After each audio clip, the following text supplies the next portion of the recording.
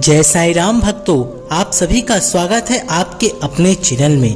भक्तों, हमारी पुरानी पीढ़ी के लोग 100 से 110 साल तक जी जाते थे, लेकिन आज के पीढ़ी के लोग 60 से 70 साल की उम्र तक ही जी पाते हैं। और उसमें भी जो लोग अच्छे होते हैं वो भी कम उम्र में ही दुनिया को छोड़कर अलविदा कह जाते हैं। आपने भी लोगों को कहते हुए सुना होगा कि भगवान है जो अच्छे लोगों को जल्दी ही बुला लेते हैं।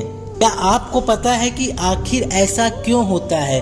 क्यों अच्छे लोग जो लोगों की भलाई करते हैं और दूसरों की तुलना में हमेशा अच्छे होते हैं और वो जल्दी से चले जाते हैं? आपने लोगों को ये भी कहते सुना होगा कि इस भले इंसान को इतनी जल्दी मृत्यु क्यों आ गई और वह दुष्ट पापी अभी तक क्यों जी रहा है। क्या सच में इसका कोई कारण है या सच में ऐसा होता है? बहुत सारे ग्रंथों में इसके बारे में बताया गया है। आज के इस वीडियो में हम इसी बात पर आप लोगों से रूबरू होने जा रहे हैं और लोगों के इस सवाल का उत्तर ढूंढने की कोशिश करेंगे।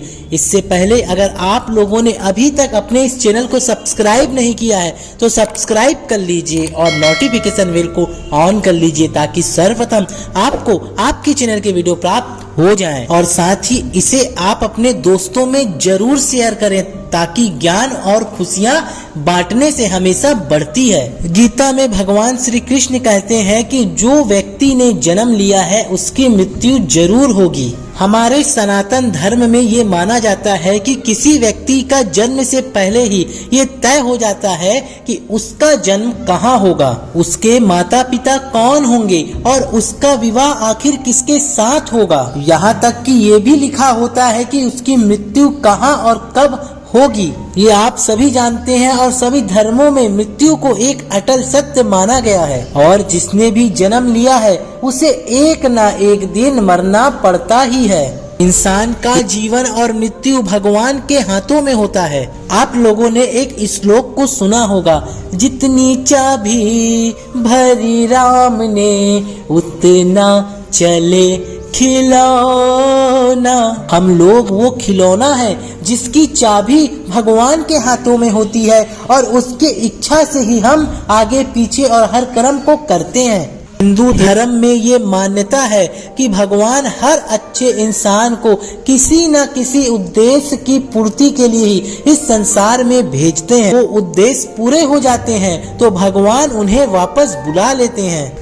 हम कह सकते हैं कि अच्छे लोगों की मृत्यु उनके अच्छे और सुंदर कर्मों पर ही निर्भर करती है। कलयुग में ये बताया गया है कि इस युग में पापी लोग अधिक वर्ष तक जीवित रहेंगे और जो पुण्य आत्मा रहेगी वो जल्दी मृत्यु को प्राप्त होगी। ये सभी आप मान लीजिए। और जो ये कहते हैं कि मरने के बाद इंसान खाली हाथ जाता है तो ये सरासर गलत है। मरने के बाद इंसान के साथ 3 चीजें साथ में जाती हैं। क्या है वो 3 चीजें? चलिए मैं आपको बता देता हूँ। पहला है स्मृति, दूसरा है संचित कर्म और तीसरी है जागृति। अब से आप किसी से ये बिल्कुल भी मत कहना कि आप खाली हाथ आए थे और खाली हाथ जाएंगे। हमें ये हमेशा लगता है कि हमारे कुछ परिजन थे या हमारे रिश्तेदार दोस्त थे, वो कभी किसी का बुरा नहीं करते थे, हमेशा लोगों का भला ही करते थे। फिर भी भगवान ने उन्हें इतनी जल्दी आखिर अपने पास क्यों बुला लिया, ये सवाल हमेशा हमारे दिमाग में चलता ही रहता है। उन्हें तो अपने कर्मों के हिसाब से ज्यादा जीना चाहिए था, तो भगवान ने आखिर ऐसा क्यों किया? आइए इस बात को हम विस्तार से समझते हैं। आपने कई पुरानी कथाओं में ये सुना होगा कि जब कोई ऋषि मुनि किसी अप्सरा पर क्रोधित होते थे तो उन्हें पृथ्वी लोक अर्थात मृत्यु लोक में जन्म लेने का श्राप दिया करते थे। ये मृत्यु लोक सबसे ज्यादा भयानक स्थान है जहाँ पर देवताओं के द्वारा लोगों को श्राप देकर यहाँ पर भेजा जाता था और सजा मिलने पर वो देवता, वो इंसान, वो अप्सराएं गिड़गिड़ाती थी और कहती थी कि हे भगवान, हमसे गलती हो गई, हमें माफ करें और हमारी सजाओं को कम करें। ये जो मृत्यु लोक है पूरे ब्रह्मांड में ना ही अच्छी जगह है और ना ही बुरी जगह है। आप इसे अपनी एक कर्म भूमि कह सकते हैं और आपके कर्मों के हिसाब से ही आपकी आगे की यात्रा तय होती है। जब हम जन्म लेकर यहाँ पर आते हैं तो हमें जन्म, माया, मोह सब चारों तरफ से घेर लेती है और हमें ये मृत्यु लोक अच्छा लगने लगता है। हमें इस मृत्यु लोक में रहने वाले हर लोगों से मोह माया हो जाती है। हम इस मृत्यु लोक को छोड़कर नहीं जाना चाहते हैं और हमारा कोई साथी इस मृत्यु लोक को छोड़कर चला जाता है और हमें बहुत ही ज्यादा शोक होता है। जब किसी इंसान की मृत्यु होती है तो उसकी जीवात्मा यमराज के पास जाती है और वहाँ उसके कर्मों का लेखा जोखा होता है। वहाँ ये देखा जाता है कि उस जीवात्मा ने अच्छे कर्म किए हैं या बुरे कर्म किए हैं। यदि किसी आत्मा ने मृत्यु लोक में बहुत ही गंदे कर्म किए हैं, किसी को लूटा है, मारा है या किसी को सताया है, तो उसे अगले जन्म में उन सभी के साथ हिसाब को चुकता करना पड़ता है और उसी कारण उस जीवात्मा को लंबा जीवन काल मिलता है। और यदि किसी जीवात्मा ने अच्छे कर्म किए हैं तो उसे अगले जन्म में कम सांसें दी जाती हैं। कई लोग कहते हैं कि अच्छे काम करने वाले इंसान को लंबा जीवन देना चाहिए और बुरे कर्म करने वालों को कम जीवन देना चाहिए, क्योंकि भगवान ने जो व्यवस्था बनाई है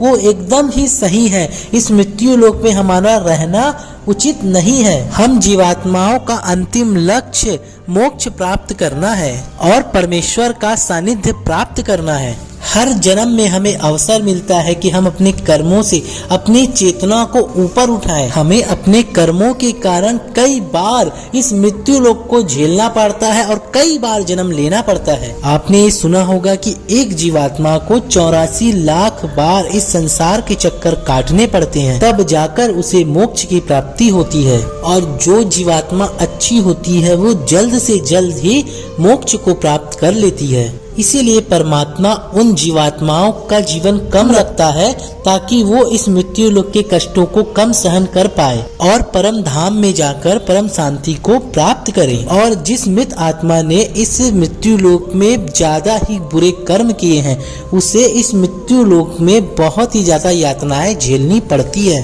और कई जन्मों और हजारों यातनाएं के बाद ही उसकी आत्मा पवित्र होती है, तब जाकर उसे परम धाम की प्राप्ति होती है। दूसरी बात यह है कि हमारा इस मृत्यु लोक में जन्म किसी न किसी उद्देश्य से ही होता है और जब वह उद्देश्य पूरा हो जाता है तो भगवान हमें वापस बुला लेते हैं। ऐसा बिल्कुल नहीं है कि सभी लंबा जीवन जीने वाले लोगों ने पूर्व जन्म में अच्छे काम किए हों, लेकिन अगर वह अभी जीवित है तो उनका मतलब है कि उनके जीवन का उद्देश्य अभी तक पूरा नहीं हुआ है। मित्रों, आप समझ गए होंगे कि अच्छे लोगों की मृत्यु जल्दी क्यों हो जाती है और हमारे जितने भी दर्शक हैं जिनकी मृत्यु जल्दी हो गई है वो एक पवित्र आत्मा थी। इतने दिनों तक ही हमें उनका सानिध्य प्राप्त हुआ और वह हमारा सौभाग्य था। उनकी मृत्यु के बाद हमें प्रार्थना करनी चाहिए कि उनकी आत्मा जल्द से जल्द परम धाम को प्राप्त करे और परम शांति और परम आनंद को प्राप्त करे।